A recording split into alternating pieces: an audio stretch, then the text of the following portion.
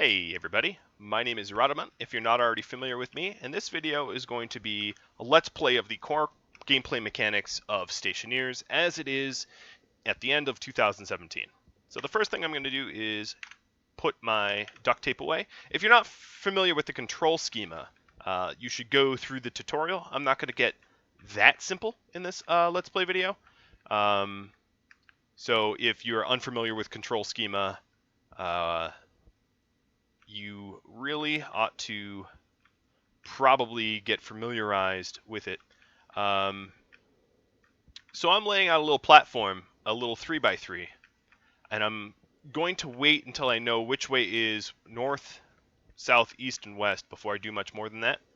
So now I'm going to turn these frames into structural frames by welding an iron sheet onto each.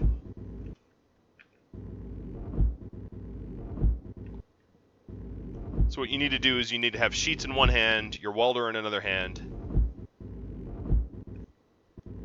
Turn the welder on with O, and you can weld. So the first thing that I'm going to do is to set up my construction area, which means dragging the boxes that I'm going to use over. I'm not going to use the organics box for a while, but I will use construction supplies number 2. You land in a totally randomized spot, so sometimes you'll land in a big crater and it will be preventative and prohibitive for you to play. I like to put the labeler in my uniform. I also like to put the data disk in my uniform. I tend to keep those in there. Things that I need often, but not always. Not going to put them in my backpack, but I can keep them in the uniform. So I'm going to be designing a base. Come on, stop tumbling. That's just rude. I'm going to be designing a base that will not require any of these portables. It won't even require the portable oxygen that you start with, the oxygen tank, because I'm probably going to get atmospherics built well before I need to ever top off my tank. I will be building somewhat of a bare bones base, a minimalistic base, and the reason for it primarily is just to show the gameplay mechanics and any advanced sort of designs I can have in separate videos. But I'm going to drag everything over. Air scrubber. I'm missing an air conditioner unit, which I'm really not sure where it is, to be perfectly honest. But in this wait, I've realized the direction of the sun. It is setting this way. So this is west, which allows me to then lay out the layout. No, actually, I'm going to change that up. Lay out the layout for my airlock. So my airlock will be right here.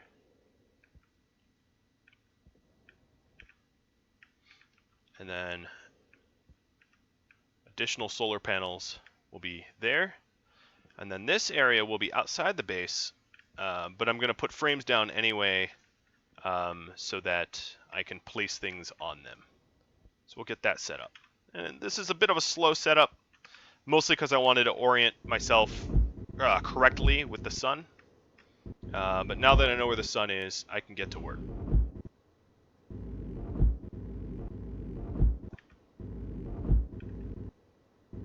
The reason for it is I plan on the only thing inside my base being basically the hydroponic units, and the hydroponic units require sunlight. So if I, dropped my torch. If I built my airlock and it blocked the sunlight, that would be a little problematic. So the first thing I'm going to do is grab my solar power panel and sheets of glass. And we are going to set up the solar power panel so that the power faces one way, the data faces another. It's pretty arbitrary at this point. It doesn't really matter. And then the next thing we're going to do is set up power controllers. So I can keep the power controller, I don't mind keeping it outside the base. So I'm going to put it right there. That seems good. And the lightning bolt has to face downwards. They are not bidirectional. these power controllers. Power goes in one way and comes out the other. And they come out the direction of the little lightning bolt. And then I'm going to wire up this power controller, this APC. So power is coming out, data is in there, and power is in here. So actually it makes more sense if I spin this around. So bear with me. I'm going to spin this around a bit. I should have welded that last piece.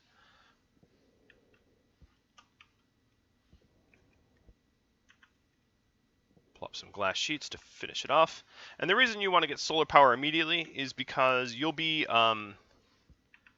burning daylight, so to speak. You'll be basically running out of power the moment you start. And that's the first big resource hurdle.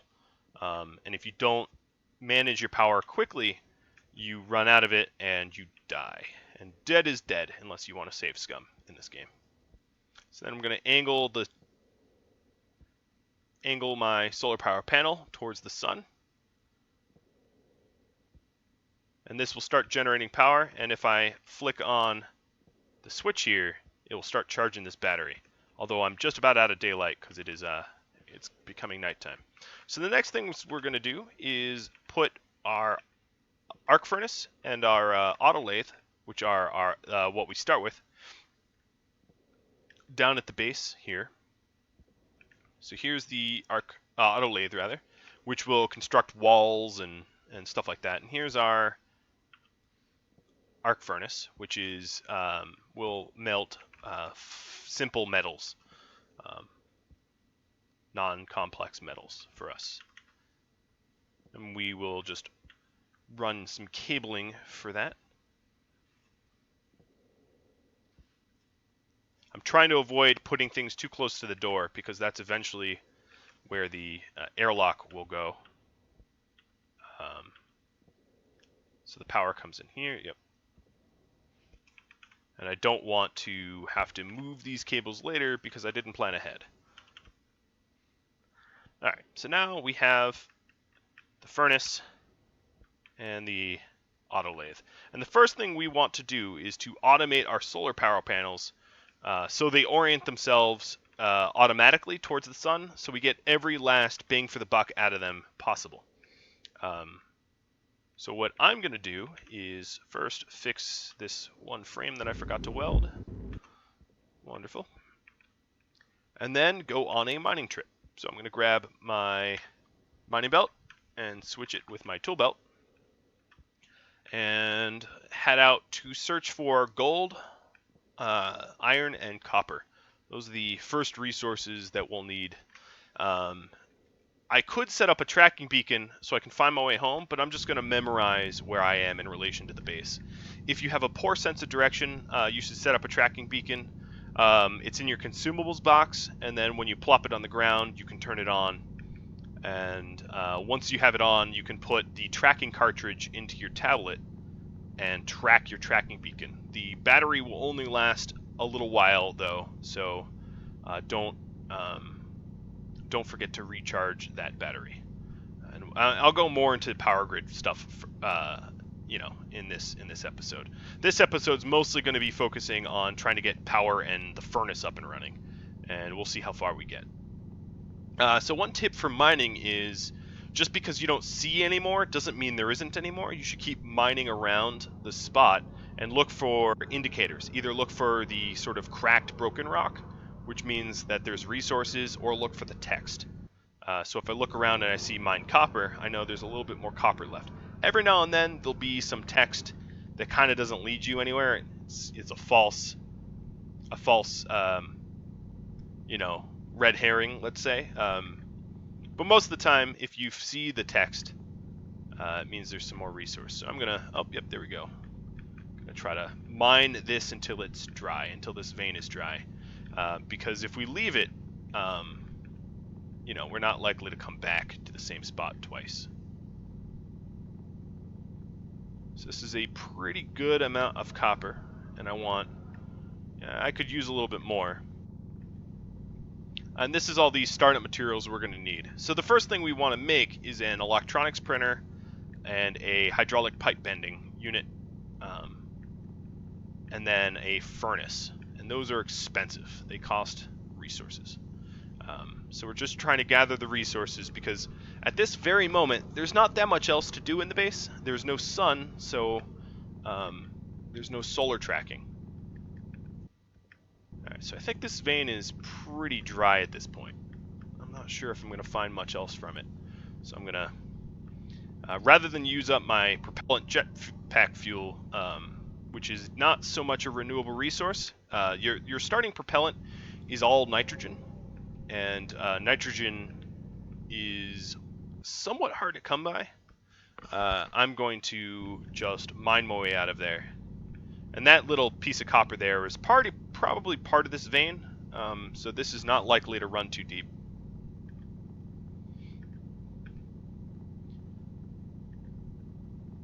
Eventually you'll appreciate how rare or how many loops and hoops you have to jump through in order to get nitrogen gas. Nitrogen gas doesn't exactly serve a purpose at the moment, but regardless, it takes a little while to obtain. Alright, we don't have currently a use for uranium. It's actually pretty rare to find some, especially this close to the starting base, but the maps are randomized, so you know, anything can happen. What I'm going to do now is, oh, and even more uranium. I guess I am in the Chernobyl designed starting area here. I'm going to drop my copper off because I want more space. Some of the things you can mine will melt during the day or during high atmospheric heat. So keep that in mind. You shouldn't drop everything off to the base. Like oxide, for instance, will melt in sunlight and heat. Nickel here I don't need yet, and I'm not going to waste time mining metals I have no need for. It's nice that I have some copper here. I'm going to dig around it so I can find it more easily later, make it more obvious that it's there, but it's not that far from my base. I am on the lookout for iron.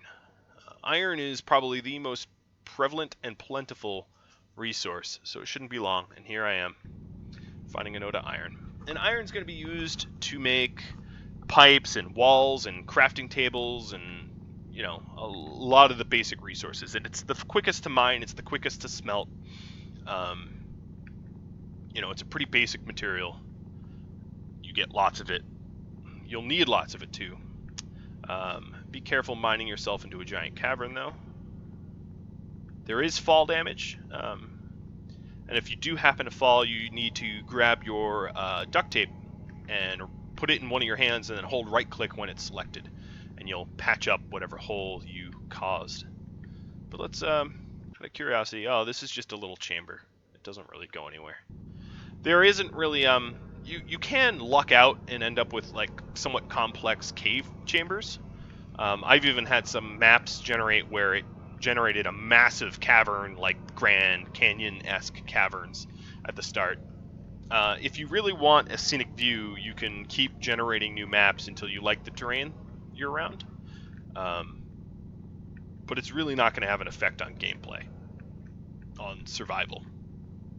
In fact, if you start at the bottom of like a cavern or a gorge or a canyon or a giant crater, it might actually slow you down to live there because it will take a while to commute to mining opportunities and the like. So I'm getting quite a lot of iron out of this vein, and I'm just going to keep mining it until I tap it out. I find it easier to just mine until relative completion. That way I don't have to make any return trips, I don't have to remember where it is, rather than the alternative, which is to like leave flares or tracking beacons at veins and nodes in order to breadcrumb your way back in the future. That I don't find to be that efficient, because you have to find those breadcrumbs and then you have to figure out where you stopped mining, and it's a bit of a pain. So I just kind of mine until there's nothing left, or until I'm out of room, which if I plan correctly, will not happen. So that's probably enough iron for our start here. Just saw a little bit of it up there. Let's mine that totally out so I know. So future me isn't hoodwinked and bamboozled by the fact that there's actually no resources in there, because I have already mined them all out. And the last resource we want, and make sure to be keeping your base in view when you look around for resources. The last source we'll need is gold. And once it becomes daytime, I'm basically going to babysit the base, smelting this stuff and adjusting the solar panel. That is the safe play.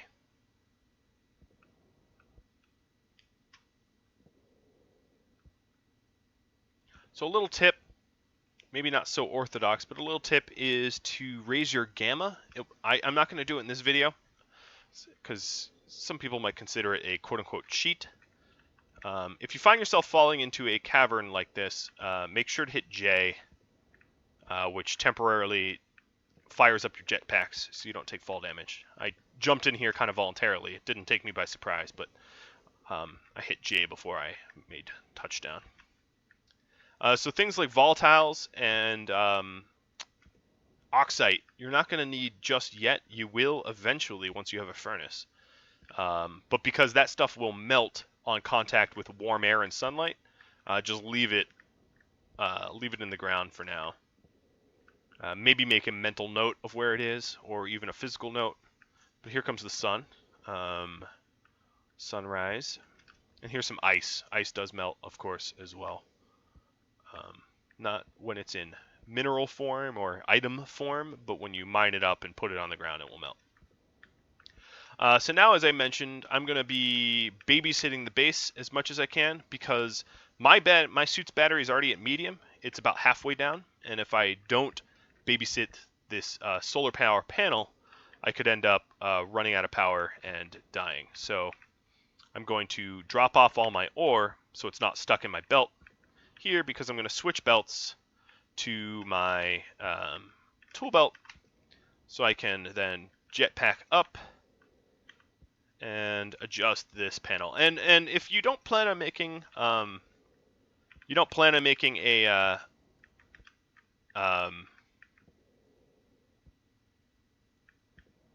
solar logic so early on, you might want to have the solar power panel be somewhere accessible. Mine is not super accessible, which will be annoying until I automate it. So to get, I'm actually going to take my wrench out and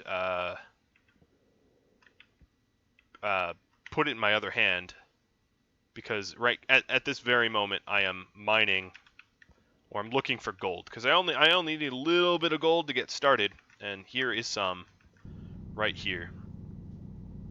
And then I'll go back to babysitting my base. But the electronics printer and the logic that I need in order to set up automatic solar tracking will require a few gold, like 15 or so, something like that. I don't know if I'm going to find 15 here, though. This seems to be a very small vein of it. It looks like I'm going to find... Turn my flashlight on. Maybe there's a little bit more than I thought. I'm at 10 so far. And this is worth the amount of time it takes, because solar operating those panels manually, although required initially, is daunting and annoying and time consuming, and you want to automate it away as soon as you can. So there might just be one more piece of gold in this, if at all.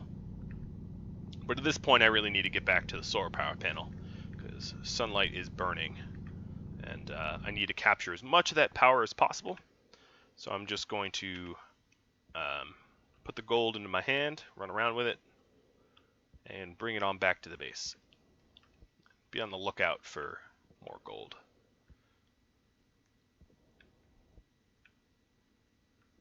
It's too bad I started near so much uranium. Could have been a more useful metal. Eventually uranium will have its uses, but it doesn't yet. All right, so my first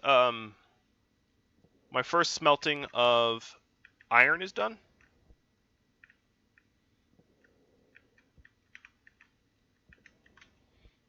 So let's make sure the solar power panel is tracking the sun.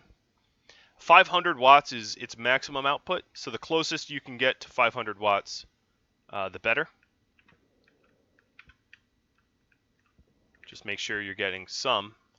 So the first thing, as I mentioned, that we want to make here is an electronics printer. And there it is. It requires 10 copper and 2 gold and iron that I already have. So I've already smelted more than 2 gold, so I'm going to cancel the gold melt here and start on copper. Maybe this isn't the best spot for an arc furnace. I could move it one unit over once I have downtime. So the battery's charge level is displayed in colors here. Right now it's medium yellow. Low is orange to red. Critically low is, or very low is red. Critically low is a flashing red. And then high is green, and full is blue. So it looks like the sun is a little bit past this point now, so let's go ahead and center it up. And this, although kind of annoying, will be maybe the second to last day we ever have to do this. All right, so here's the copper I need for the electronics printer. And we'll go back to smelting the rest of this copper. Yeah, this needs to move over 1. It's a little too inconvenient where it is right now. So electronics printer will plop out here, and that will allow us to manufacture a furnace and all the logic I/O that we will need for airlocks and or not airlocks, for the solar automation.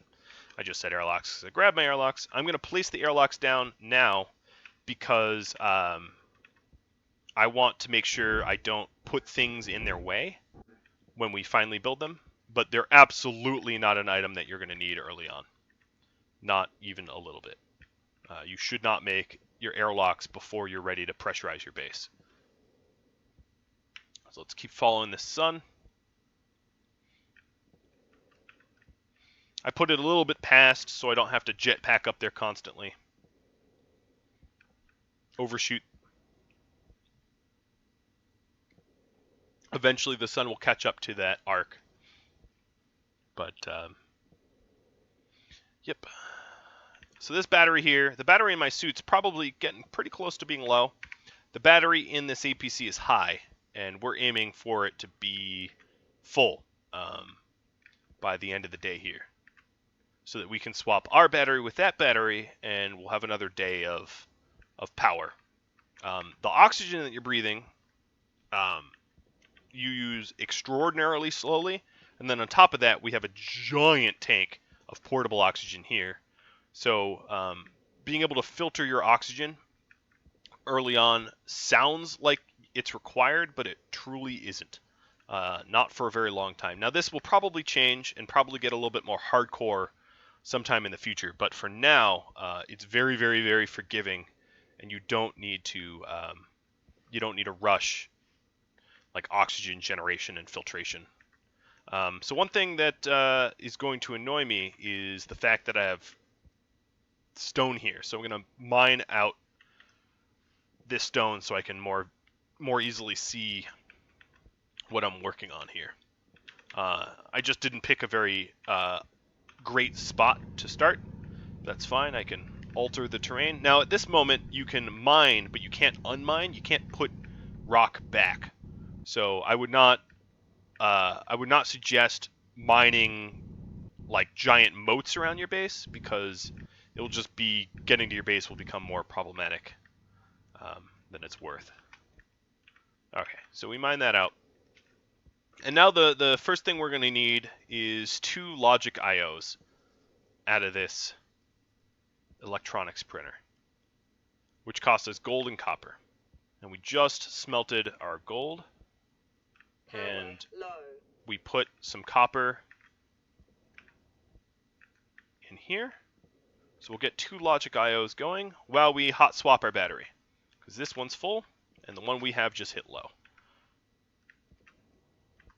So now we're making 2 logic IOs, and you can't leave that bench too long because it will keep cranking them out until it runs out of power or resources.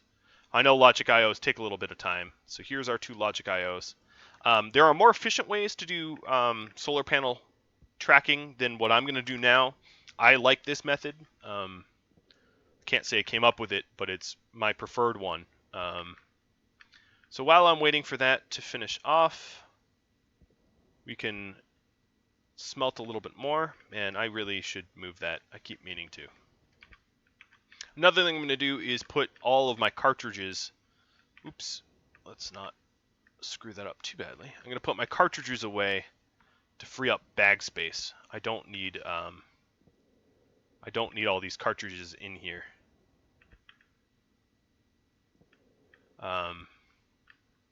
Not even a little bit.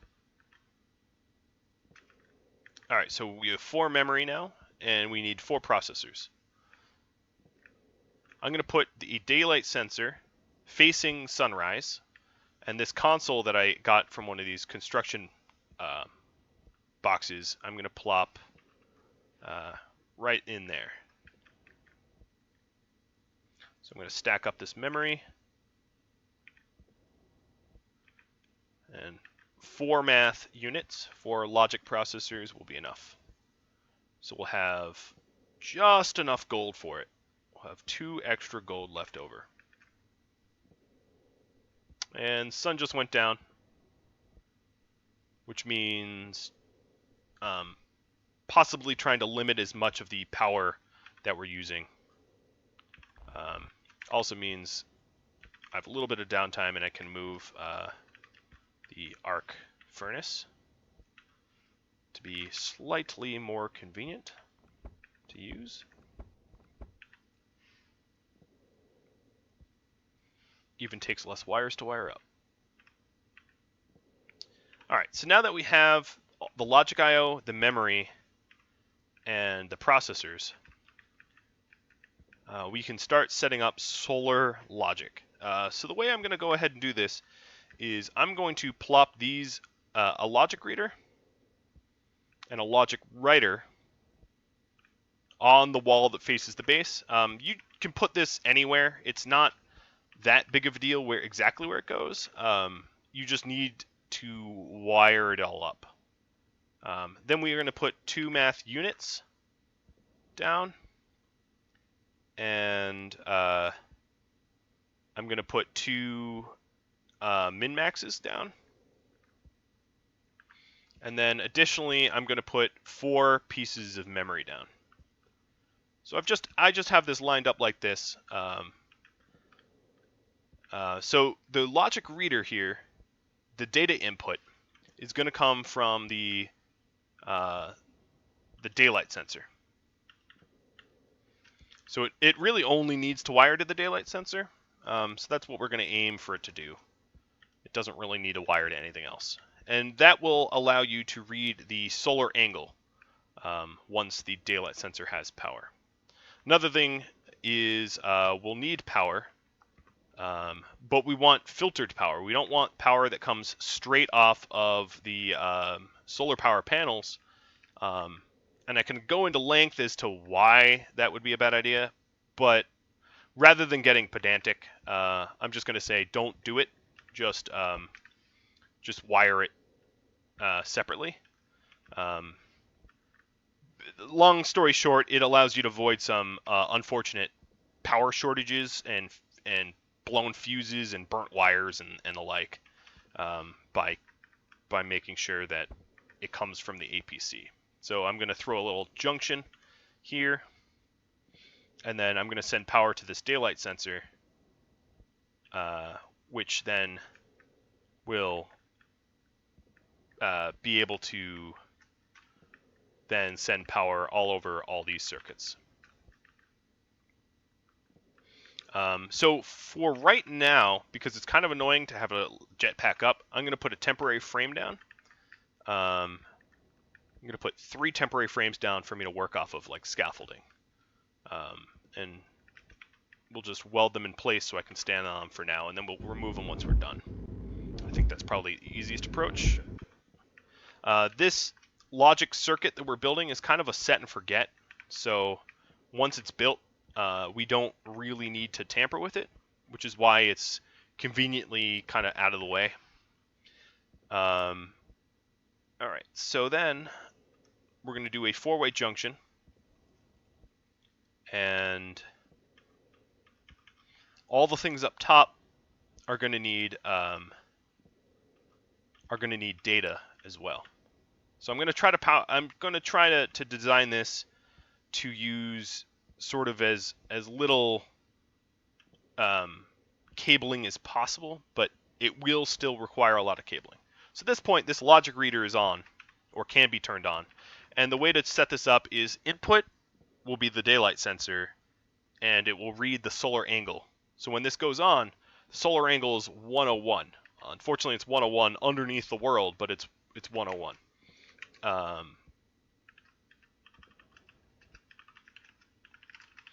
right, so then the next thing we're going to do is use this logic writer to then write to some memory. The way I do the tracking requires some logic memory writing before you can create the circuit.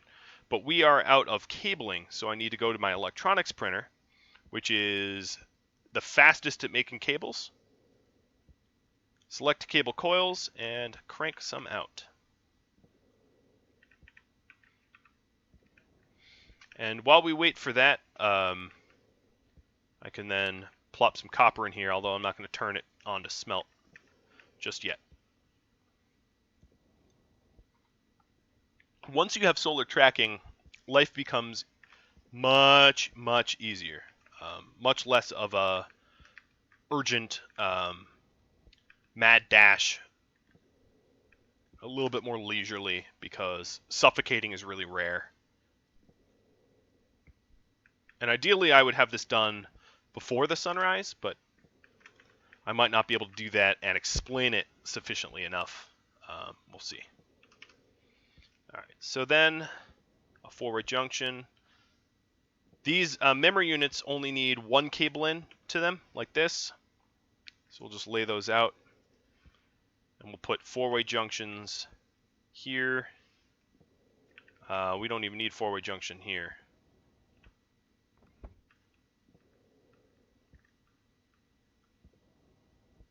Yeah, okay, we don't even need a 4-way junction there. Just a regular old junction. Saves us a little bit of cabling.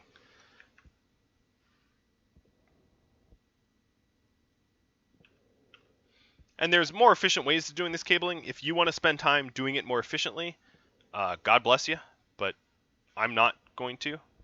I'm just going to do it the sort of rough and fast way, because ultimately the world is full of a lot of copper, and I'd rather get the circuit up than save a little bit of copper. So the first thing we want to do is to start naming these things. So I'm going to name this reader solar angle, and then I'm going to name this memory 2/3, and then I'm going to temporarily temp 2, temp 3, and then temp math 2/3. So what we're going to do on this math unit here, oops, I accidentally opened my mask. Let's lock the mask so I don't do that again. What we're going to do is to change this memory with these small dials to 3, and change this memory small dials to 2. And then the input here is going to be temp 2, temp 3, divide. And when I power this on, doing it, I'm almost out of cabling again, but I'll have just enough for this. When I power this on, it calculates memory 2 divided by memory 3, which is 2 divided by 3. It equals 2/3, obviously. So on this logic writer, we're going to get temp math 2/3 as the input, and then the output we're going to have to the memory of 2/3 So now the logic writer will write to this memory 2/3. And we're done with that, which is great. So now I'm going to remove this logic writer and turn it into a batch writer for later. All right. So the next step we have is to multiply the solar angle off of the logic reader times 2/3. So what we're going to do is we're going to change the inputs of this math unit, and we're going to rename this math unit as well. Rename this math multi 2/3. And input number 1 is going to be the reader solar angle. The input number 2 is going to be the memory 2/3, and we're going to multiply that together and check if it's correct. So 13 times 2/3 is 8. Seems about right. Then the next thing we're going to do in this simple circuit is to subtract 10. So we're going to say this is going to be math sub 10. And then this memory here will be 10. So we're going to crank this memory up so its value is 10. The input here is going to be math multi 2/3. And then the second input is going to be memory 10.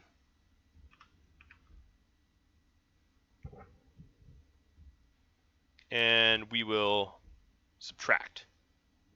So if that's working correctly, 2 minus 10 is -7. That seems about right to me. When, all right, so I know that's not literally what it is. I rounded, but when it's not rounded, it works. Then this next step is to, it's going to be a greater than or less than. So we're going to do the math minus 10 is greater than 0. So we'll call this math greater 0. And before we continue that, I'm going to need some more cabling. So we're going to come down here and crank out some more cabling, and that also means that I can, now that we actually have some sunlight, do some smelting. So I ran out of cabling up there, but we're almost done with our solar logic, and we're only 37 minutes into this video, which is pretty good. It's not record-breaking time, but it's pretty fast. All right, so that's probably enough cables. I could be wrong. While I'm up here, I'm going to adjust the solar panel so it is soaking up some juices until we have it fully automated. All right, so now this this here, we'll have to fix it so it actually gets inputs, because it isn't at the moment getting any inputs. All right, so now this one is fully ready to be used, and this will be math sub 10 for input number 1. And then input number 2 is going to be greater than 0. So we're going to change this memory back to 0, and then we're going to name it caps lock, memory 0. And then I'm just going to go ahead and say this one will be memory 100, and this will be math less 100. All right. That's going ahead of myself. But all right, so now this is saying this number is greater than 0, which is true. And then this last one, which we have to wire up, is going to say, is it also additionally less than 100? And the reason for this, just so that you understand the circuit, the solar angle, obviously goes up 180 degrees and down negative 180 degrees, but the angle of the solar panel goes from 0 to 100. So we're converting solar angle to a 100-degree angle. We're basically dividing, and there's other methods of doing this, but we're converting a solar angle to a arc angle. All right, so this last one will be math greater 0 is less than memory 100, which is also true.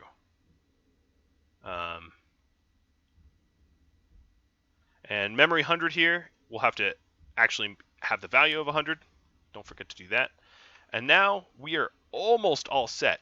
The last thing we need to do is to bring this cable out to the data port of this solar panel. But what I'm going to do to this panel, oh no, this is fine. This will work. Is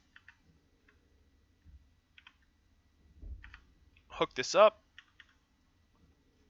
And now data is going to go into the panel. So the last step here is this batch writer. And the input, oops, I accidentally snipped that. Let me fix that. As you can see, the inputs are no longer valid. Easy fix. I just need to add some junctions here. Like this. Yep. So this last step here is the input will be the math less 100. And this is why you want to name them. Math less 100. And then the output is going to be to solar panel and vertical angles. And we'll turn that on. And now what's going to happen is it's going to write the conversion of a solar angle to a solar panel angle. And our solar panel is pointing the wrong direction. So let's change that. So it's pointing in the right direction. Angle it 90 degrees rather than negative 90 degrees. And now, once it's fully angled, it should be generating close to 500 watts, which is about 490. It's pretty efficient. And that's the solar logic setup. Let me fix this. It's going to break for a moment, but I don't need a 4 junction anymore. The 3 will do. Yep, that's all you need to do for solar logic. And every additional solar power panel that we have, the batch writer will write to it as long as you hook it up to the data port. So I don't really need to do anything else with these logic units. I can put them behind a wall and forget them. So I'm removing our scaffolding because we're done with that. And now we have a solar power panel that automatically angles itself towards the sun, converting solar angle to vertical degrees automatically, which is a beautiful thing.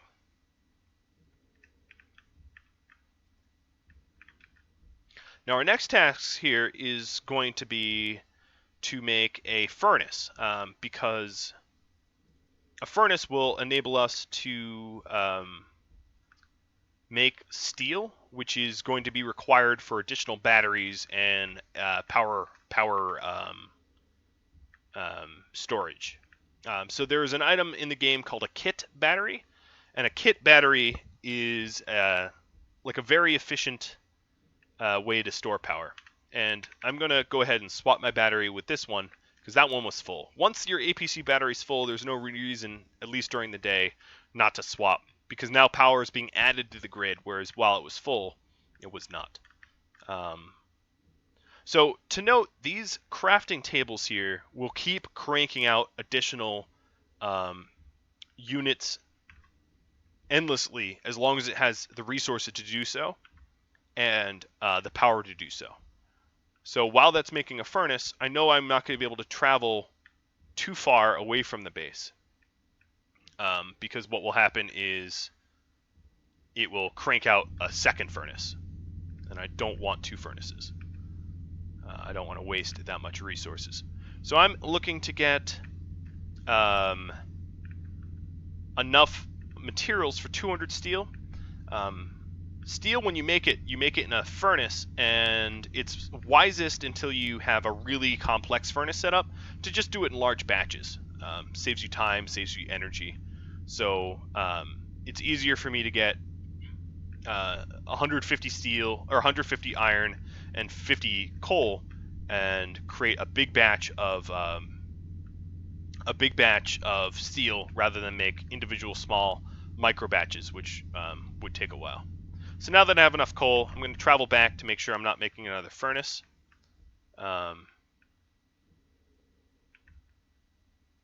And I'll put the coal that I have away. Because, yeah, it had made one, and it was 4% done making another furnace. And as I mentioned, you really don't need more than one furnace.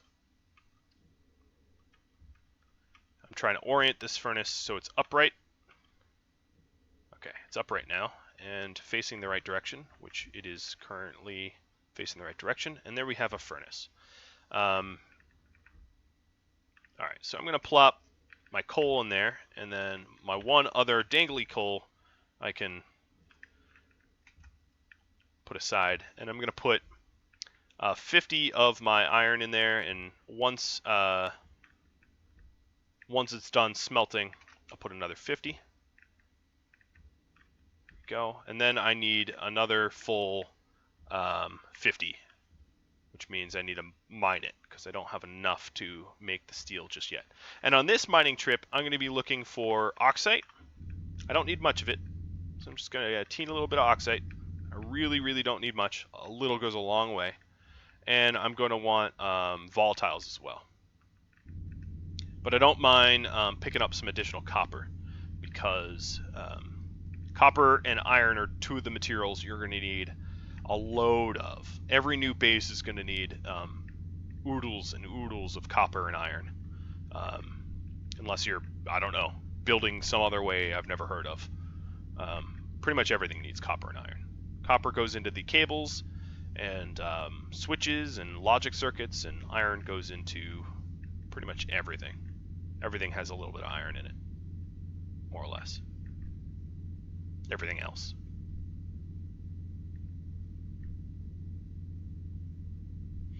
I don't want to spend too much time mining this copper because I have some copper back at the base. So what I want to do is find a node of it like this and expose it to the surface so I can find the copper later. So I'll be able to find my way back to that later. Oh, here's some silver. I don't need that at the moment. I see some volatiles. Oh no, that's iron. That will work too.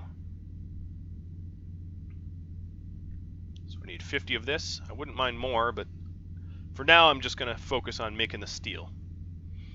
That's another big hurdle. So basically, power generation and steel are the two biggest threats to death, of death, when you start this game. Running out of power and then not having steel means you can't store a lot of power, and you can't make additional batteries. Additional batteries require steel. Oh, here's some gold. I'm going to take the time to... I'll figure out where I am in relation to the base and come back for it.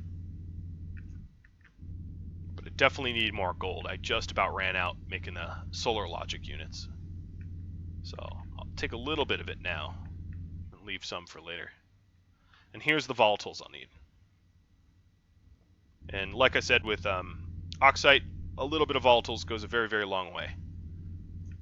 Using too much is actually dangerous to your health.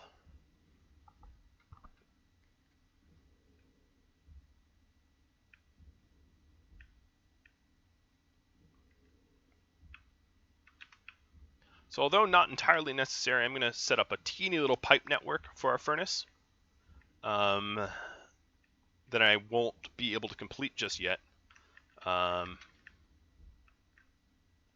I'm going to see about making a pipe bending unit. So I need 2 gold for that. I have 2 gold in my printer. That's just about as perfect as I've ever heard. So let's crank out a hydraulic pipe bending unit. And then Let's toss the 50 iron in there. And then here's how you smelt. You want to select your volatiles, change your hand after hitting R, and then split one off, split two off, plop the volatiles in, and then do that with oxide, but only split one off of oxide. And then when you fire up this furnace, the oxide and volatiles will combust, heating and pressurizing your furnace, and out pops some steel. Lovely, right? And then this steel is going to be used to make a battery. That's, I think, in my opinion, the next most important thing to do. So we need 20 copper, 20 gold, and 20 steel for a battery. We just used the last of our gold just now, which means I know I'm going to need some more gold. And in fact, now that we have a hot furnace, I'm going to take the opportunity to make some copper on it. I put the gold in the arc furnace, kind of mistakenly, honestly. So the more contents that you add to this, the colder it will get. But obviously, that was a lot faster than waiting for... that was a lot faster than waiting for it in the arc furnace. So the furnace needs to get stoked up a little bit hotter for this iron. So I just repeat the process of putting 2 volatiles and 1 oxide in and firing it up.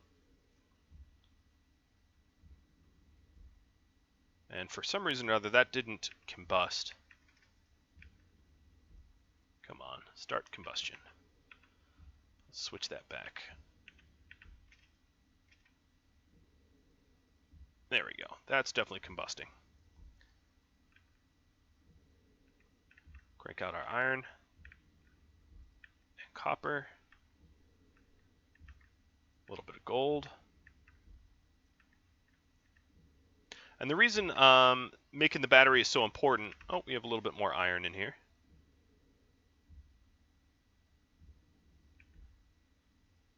Is just your APC battery, once you have a slightly larger base, will drain out every night.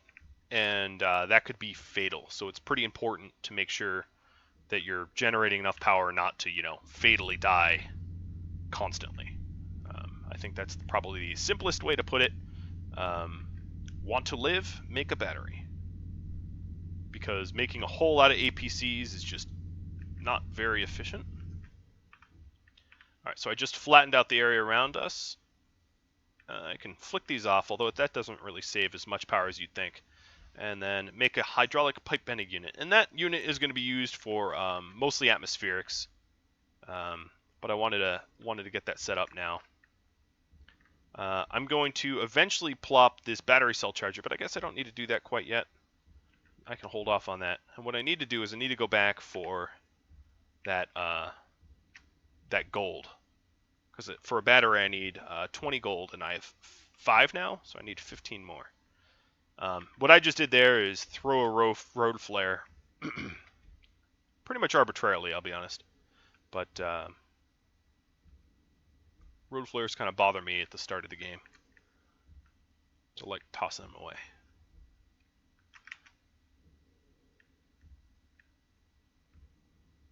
So I'm trying to find my way back to where I was. But I could find any old gold node. I don't need to find the one I was at. But knowing that there was some gold this direction, roughly, can be helpful. Gives you a clue to start on. Of course, if it was daytime, it'd be a heck of a lot easier. Was it in here? What was in here? I definitely exposed some of the gold, so it wasn't in there. Here's some copper. It's hard to pass up copper. I've had a lot of games where copper is way more rare than it is on this map. Iron is almost always abundant. It's very, very uncommon to not have iron, a bunch of iron near your base. But copper can sometimes be uncommon, which is way more of a pain than you'd think, because everything relies on copper for cabling and the battery takes 20, and the solar panels take some, and all the cables take some. And if you have no copper, your growth is really stunted, which is bad news when you're fighting against the clock to generate power, and you can't because you just don't have the resources. It's not good. So one thing to note is until you have like a dedicated furnace room, that furnace is only really all that usable during the nighttime, because during the day, I'm not going to mine this out fully because I really want the gold, so I'm just going to leave some exposed. Oh man, there's copper everywhere. Copper emporium. During the day, your oxide and your volatiles will evaporate into the atmosphere before you really can even get them into the furnace in measurable quantities. Like, you could probably peel off a stack of 5 into your hand and like shove them in, and some will get into your furnace in time, but there's no telling exactly how many got in, not easily at least, and then you'll be left, with poor combustion, or your furnace gets too hot or isn't hot enough. It's kind of a pain.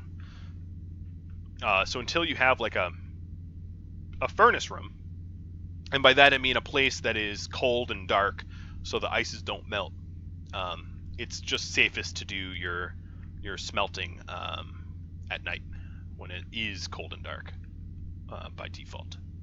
So it looks like this gold vein kind of converts to an iron vein as we go down, but I want the gold, so I'm gonna focus on just getting the gold for now. And we only needed 15 of it, but I'm not going to turn down more because that will allow us to not hunt for it later. Sometimes you'll find gold veins that are cheap, they only have a few, but if you find a big one, like right now, I wouldn't say this is big one, it's about average size, but if it keeps going, it will be, a big one. I'd say average size is about 40, 50 or so. Big is like 100 plus, and that's probably true for all metals. All right, so the sun is up.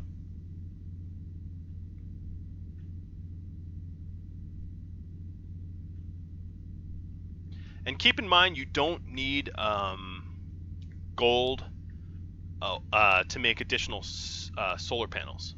It doesn't cost gold. The reason I don't have more panels is our APC battery is going to fill up almost every day, and without being able to store more power, additional solar panels won't do very much for us. It'll be nice, convenient that our batteries fill up faster, but essentially there'll be still a finite power. I mean, a big battery will still be a finite amount of power, but it will be a greater finite amount of power. We'll be talking megawatts, not kilowatts, which is a significant difference. A pretty reasonably sized base can run off of one stationary battery, and a few solar panels. So I'm almost ready to turn around and get that battery up and running.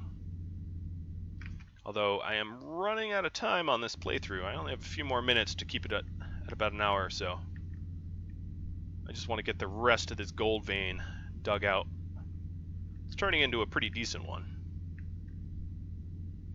And you'll notice the text flashes, even the cracks here, have gold in them. A few pieces each. You don't need to hit the physical nodes.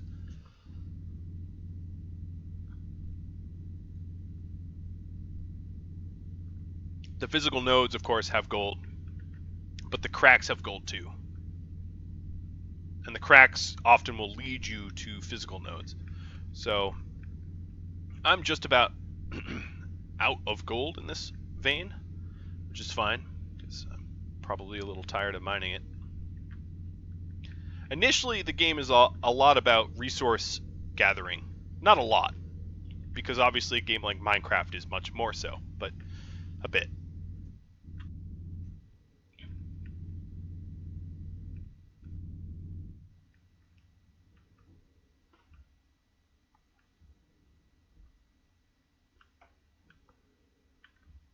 So my aim is to get this lovely gold smelted up. And it looks like our furnace is still piping hot, so it's possible to get it smelted in there.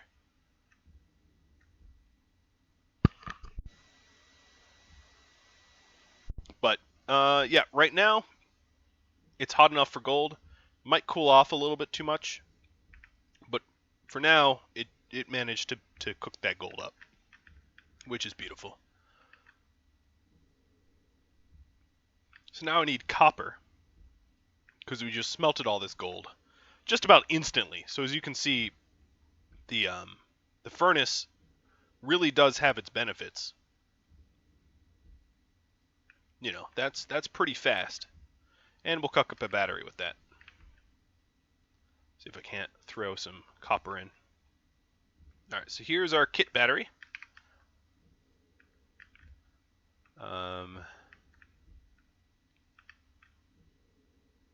Is there anything I even need to put in here? I don't think it's hot enough for iron. No, it's not. Luckily for me, iron goes through this arc furnace pretty quick. Alright, so this kit battery is a big old battery that stores a whole lot of power. And we have to decide where to put it. So I think what I'm going to do is plop it up here, right next to our solar power panel. Basically what I'm going to have it do is it's going to be charged. It's going to be charged by the solar power panel, and then that will charge the APC. But there's a little bit of changes I need to do to the power grid in order to not get a short circuit.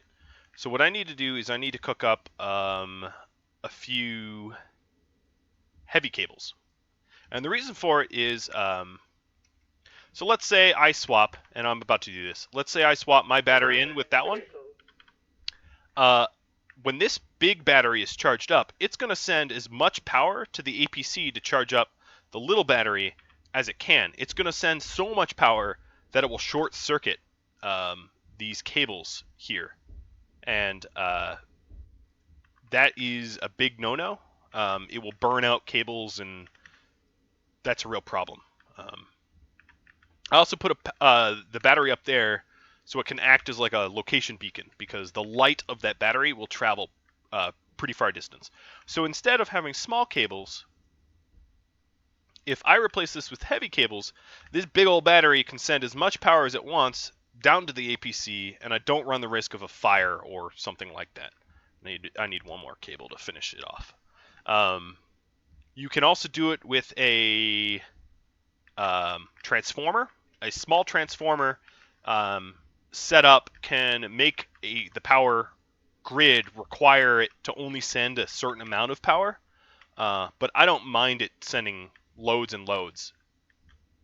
Alright, so that's all set up. And the next thing to do is to set up our battery charger, because we're going to want more than just the one battery in the APC. We're going to want multiple batteries, right? So this battery charger I can plop here, which means rerouting power around these wires a little bit, which means bringing everything down momentarily. So if I want to put, let's hook this up like that, and put these cables away.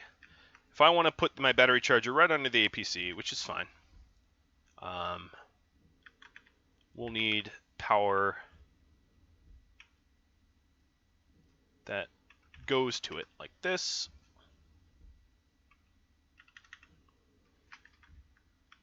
And goes up and around and rendezvous with this cable here. And this will be the last thing I do before this episode comes to a close. So now we have a APC all set up with a kit battery that will charge off solar panel power. Next episode, we're going to add some additional panels and then start working towards pressurization of the base. So thank you for watching. I hope this little playthrough has been helpful to you. And if it has, you know, just drop me a like. And if there's anything you want answered questions-wise, just drop me a comment, and I'll try to answer all your Stationeer-based questions for you. So thanks for watching, and I'll catch you all next time. Adios, guys.